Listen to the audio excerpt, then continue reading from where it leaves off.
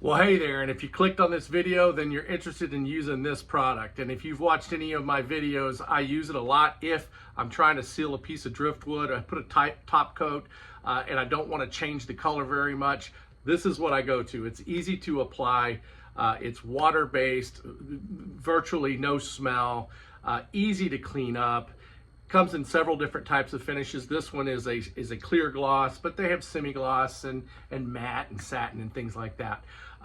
This particular video, the driftwood that I'm using is for a coat rack. I've already got some epoxy resin in there, and quite frankly, the driftwood is dark enough to where I probably didn't have to use a polycrylic, but because it goes on so easy and because it's so easy to clean up, this is my go-to if I want that shiny finish.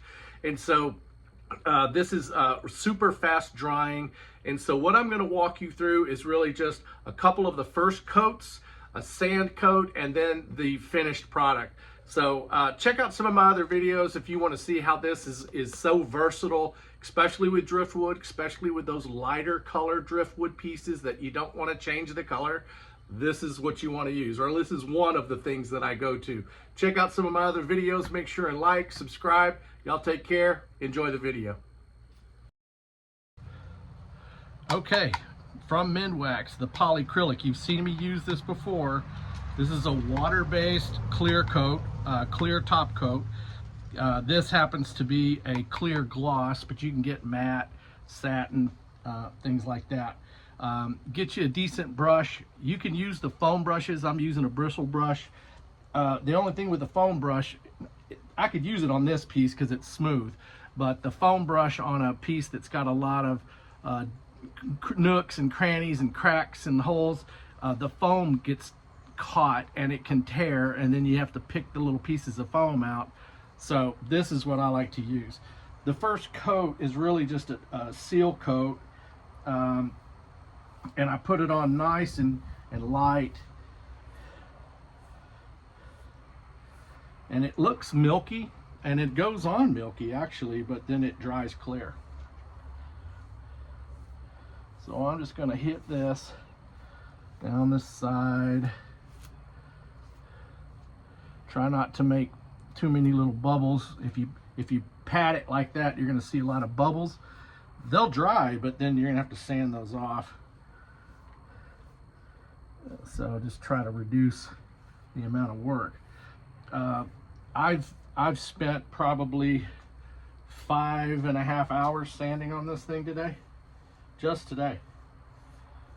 That's not including the work I did before to get this ready to be worked on, right? So I'm going to go ahead and get this coat added all the way down. Nice and easy. So this has been the initial coat. Took me about 5 minutes to put it on, and I can already see that it's drying the way I need it to, and then once that is I would say more than tacky, close to dry to the touch, I can come back with a little bit of a thicker coat. Then I'm going to let it sit.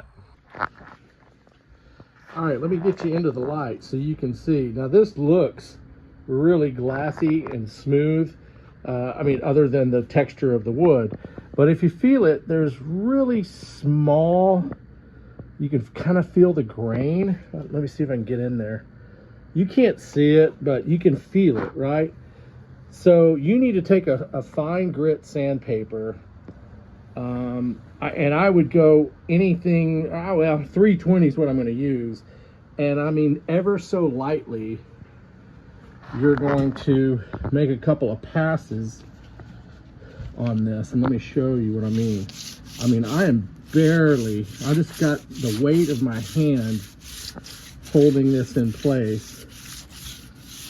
You don't want to get all crazy in there because you're going to have to clean that up afterwards. Now the 320 is fine enough to where it's not going to make any scratches on what you've already done and done so well on, right? So You could go 600 as well. I mean, you can go, you know, anything higher than 320. But I'm just gently using that pad, and I can actually, so on this side, I can feel the roughness, and then on my thumb, as I'm dragging, I can feel that it's gone. Just like that. And so little air bubbles, little imperfections, they all just kind of go away with this technique. I find it quite satisfying, actually. So nice and easy. I'm going to go back. It's already getting smooth. I mean, and I can tell that I'm doing good because you see that? You see that little white right there? Those are old air bubbles or particles that I am sanding.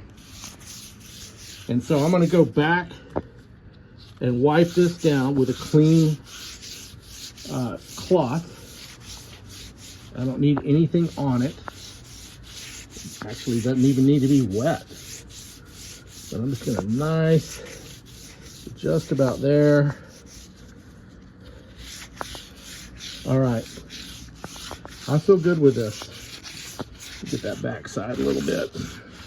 I'm not completely worried about it, but just in case somebody rubs their hand on it, I don't want them to go, ooh, that doesn't feel smooth. Okay, yeah, that's what I'm talking about right there. A little bit right here, you see that? Just a little bit. Nice and easy.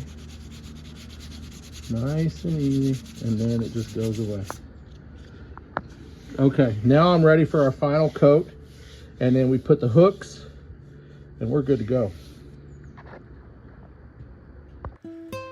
So here we are. That's after 2 coats of the Minwax Polycrylic top coat, and as you can tell, it just really shines and pops on this piece. I've got a couple of other videos that actually show this whole process, including mounting and sanding, but just wanted to really share the polycrylic process with you. So good luck with your projects. Make sure and reach out if you have questions. Like, subscribe. Y'all have a blessed day. Cheers, y'all.